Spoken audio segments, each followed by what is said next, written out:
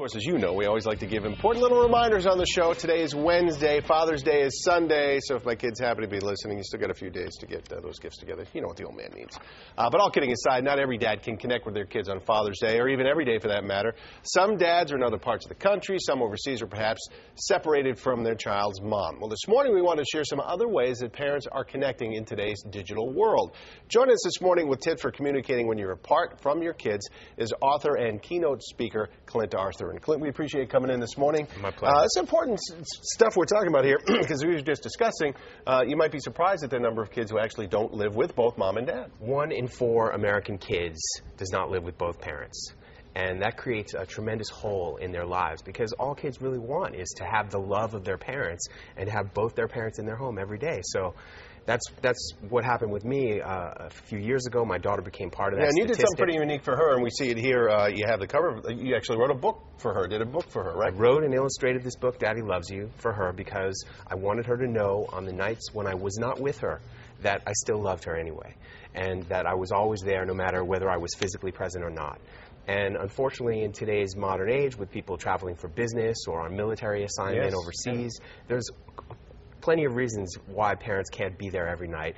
And so I came up with 5 free techie ways for parents to connect with their kids if they're not home, if they don't have the inclination or the time or the ability to create a little illustrated children's book. And all you have to be is a teeny bit tech savvy. Just the littlest bit. Just if you have a phone, a cell phone, you can get this done. Oh, yeah, definitely. And you've got the instructional videos on your website which point it out. So if you have any questions on how to do it, you can just go right there. But let's talk about some of the ways they can connect bit by bit here. The first one you talk about is the YouTube channel. Yeah, if you go to YouTube, you can create what's called a YouTube channel. Yep. And so if your kid's name was Mary, you could call it Mary's Daddy's Channel.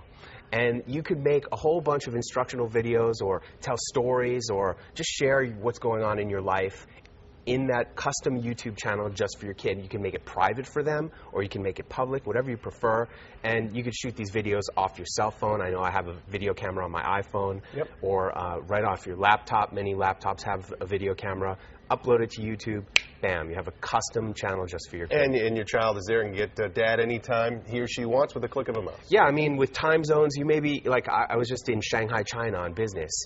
It's very difficult to be on the same schedule as your kid, talking to them at bedtime to tell them the bedtime story. But with the YouTube channel, it solves that time-shifting problem. Next thing you can do also is a podcast. Oh, yeah, and that just takes a phone.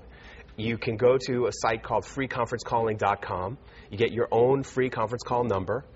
You call into that number and record the call using their free record the call function. And boom, now you can tell your stories with a phone. You can share your thoughts about the day. That automatically becomes a podcast, and somebody could play that for your kid anytime that they want, or the kid could play it themselves. They're really good at these things. Another important thing here, photo streams, you say, is a good way to do this. And again, pretty easy for folks to access. A picture is worth how many words? 1,000, I believe. Okay, so if you have a cell phone, you've got a camera on your cell phone, you can snap pictures of what's going on in your life or where you are in the world, upload it to a place called Flickr.com, Flickr.com, or Photo Bucket, whatever. These are all photo streams that are free, and your kid can see the photographs of what's going on in your life. All right, let's talk about the Daddy app or Mommy app. Yeah, there is an app for everything, after all. Well, absolutely. And you can make them very simply using a site called Tumblr, TUMBLR.com. And with Tumblr, you can accumulate all 3 of the ways that I've just talked about, the YouTube, the podcast, the photo streams, and accumulate all of that into one single button that you can upload onto the screen. Like a regular app on your cell phone or your smartphone, you just click it and there it is. Yeah, you put the Tumblr button on the kid's iPod Touch or on their iPad. They press that button. Now they've got all 3 of those ways of communication aggregated into one spot for them. That is very cool. Yeah. And lastly, a 21st century mixtape is another suggestion you have. Remember when we were young, in the old days, we used to make mixtapes, like for a girl. And they were really tapes, by the way. Yeah, they were tapes. And they were illegal. Okay, Right. We were violating copyrights by distributing these things. Nobody without was trying to hunt properly us down, though. Hey, well, you know, it wasn't maliciously intended. Right.